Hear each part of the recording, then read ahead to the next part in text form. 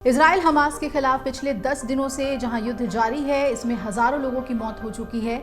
इस बीच आतंकी संगठन हमास ने बयान जारी किया है और बड़ा बयान दिया है। हमास का कहना है कि वो इजराइल सरकार की धमकियों से डरता नहीं है और उसके लड़ाके इसके लिए तैयार हैं। दरअसल इजरायली सरकार ने पिछले दिनों कहा था कि हम गाजा के लोग पट्टी छोड़ दें और उन्होंने ये कहा कि पूरी तरीके से हम गाजा को तबाह कर देंगे।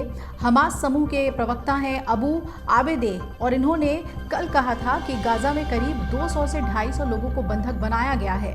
बंधकों में इजरायली नागरिकों सहित अन्य देश के लोग भी शामिल हैं और उन्होंने साफ किया कि विदेशी नागरिक हमारे मेहमान हैं जिन्हें परिस्थितियां अनुकूल होते ही छोड़ दिया जाएगा।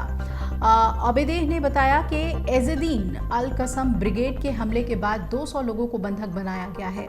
वहीं बाकी 50 लोगों को अन्य प्रतिरोध गुटों ने बंदी बनाया है। हमास के प्रवासी कार्यालय के प्रमुख मिशाल ने कहा कि इजरायली जेलों में बंद 6000 फिलिस्तीनी नागरिकों की रिहाई के लिए बंधकों का उपयोग किया जाएगा।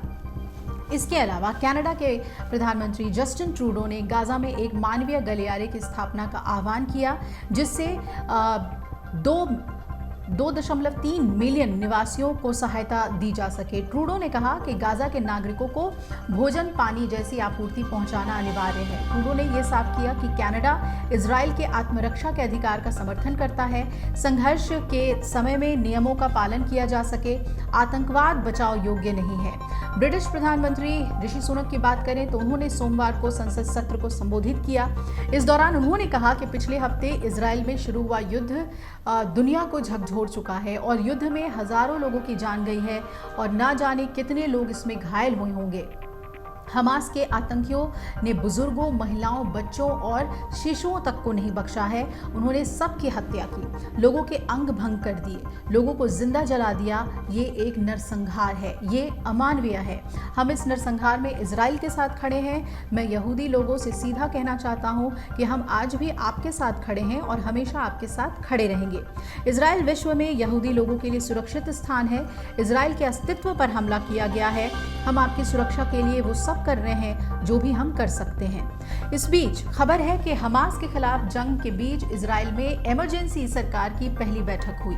इस बैठक में गाजा पर फाइनल अटैक की तैयारी लगभग पूरी हो गई है। कहा जा रहा है कि इस बैठक में गाजा पर दूसरे चरण के हमले को लेकर चर्चा हुई है। नेतन्याहू ने भी कहा है कि हमास के टुकड़े टुकड़े कर देंगे। वहीं इजराइल ने हमास की ओर से रविवार को हुए हमलों का मुंहतोड़ जवाब दिया। इजराइल की वायुसेना ने हमास के ठिकानों पर जमकर बमबारी की। इजराइल सेना का दावा है कि उसने हमास के 250 ठिकानों पर बम बरसाए।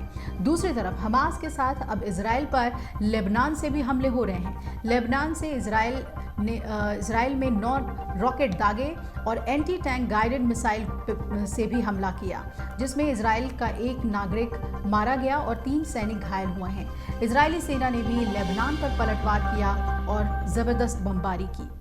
अमर उजाला अब आपके टीवी पर भी।